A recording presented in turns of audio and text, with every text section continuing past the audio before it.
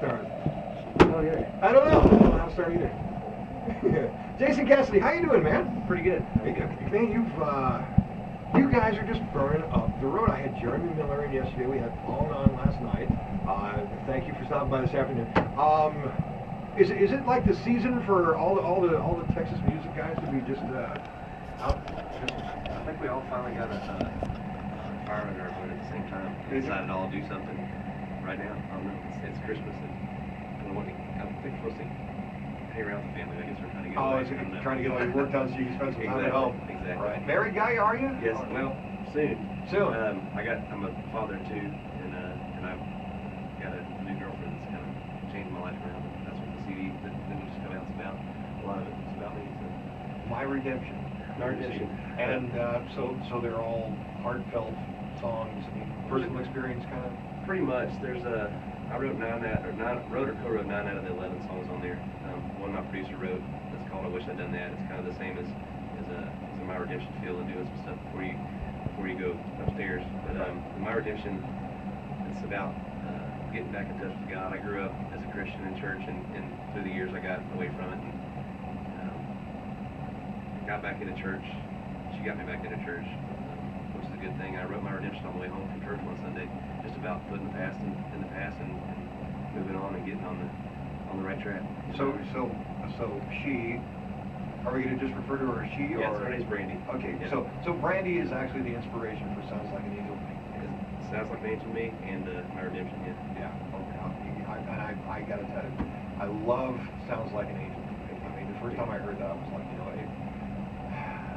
there's not enough sincere, heartfelt music in country, but I notice more and more in Texas country, there's not so much, just good, wholesome, heartfelt love song kind of stuff. Well, Corey Moore made a pretty good quote a couple weeks back that I heard that when he was 21 and doing all the college stuff, he was singing about all the college partying and doing all that stuff, and now that he's older, he's singing about settling down and family stuff, and I'm around the same age as him, in my early 30s, and a lot of these new guys coming up are still in that stage, and there's nothing against it, but they're the ones that are hitting hard these days, and I wish I would have got into it back then, and I didn't. So kudos to them, man, and let them do the party stuff, and we'll do the sincere, heartfelt stuff. And you really didn't know that you were going to do this all along, because you made the comment earlier that you're one of those guys who learned to write songs and play guitar before you signed your autograph.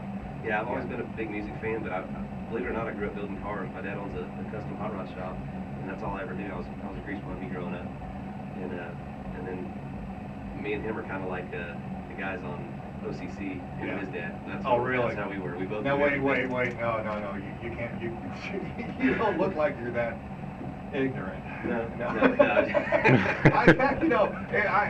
I know the comparison, but man, I wouldn't lump myself in with the Tuttles anywhere. Definitely not like that, but me and my dad were like that. He knew it all, and I knew it all. And finally, the best way for me to get along with him is to get away and do my own thing. And I did telephone work for a while and stuff like that. And I was always playing guitar and fiddling around with it. And then back in '02, I think I got a shot from a band that hired me and taught me the ropes, and I was with them, and as long as I could stand it, being told what to do. And then when in '06 or '07, I started my own band, and here we are now. We've finally got a CD out.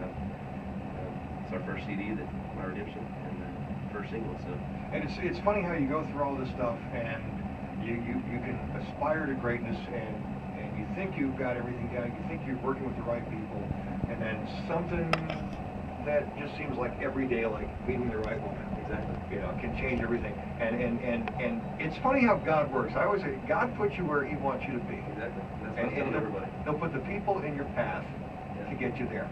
And He's laid out every stone this year. Everything since she came along has been amazing. I mean, I can't even put into words how great everything's going.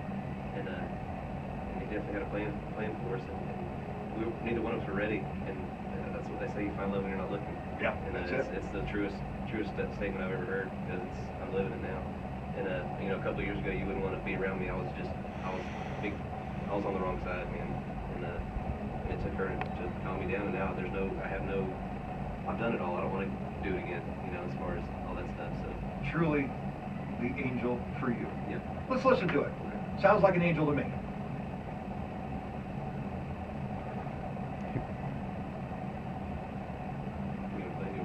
up.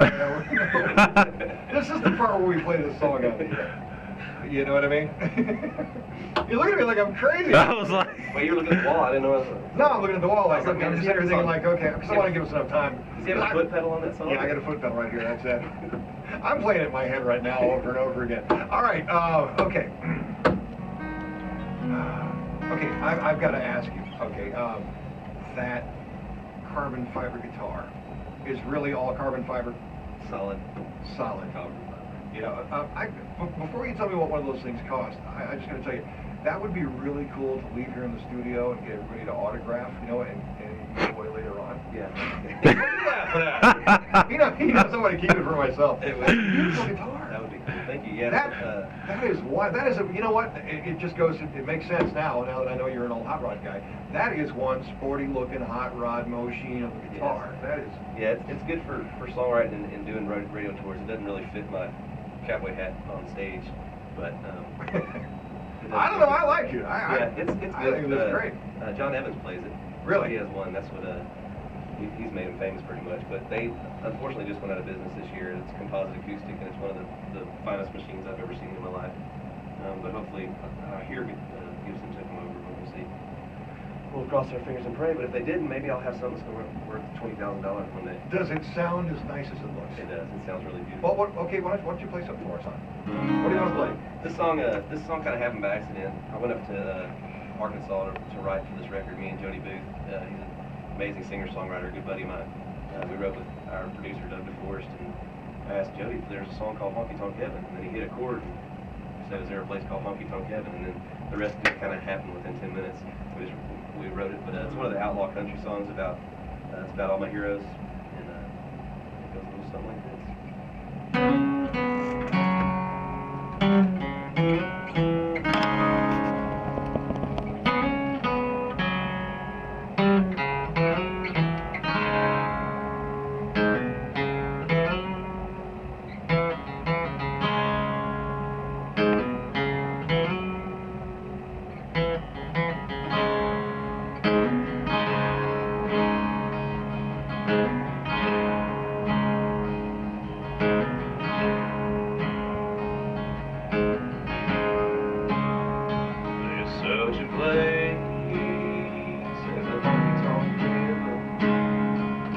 I'll be there with my boots on. I'll strike up the band and pop a cold one. Even the good Lord loves a country song. I'll meet old Cash and I'll meet old Waylon.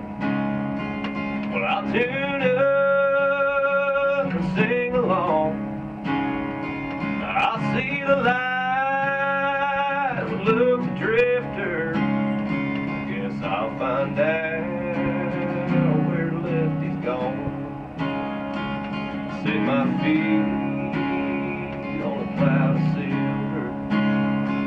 I'll put a gold guitar in my hand. Now I can fly on a silver eagle. Down the road, paved in gold, with an angel band. There's such a place as a honky tonk heaven. Well, I'll be there with my boots on. I'll strike up the band and pop a cold one. Even the good Lord loves a country song.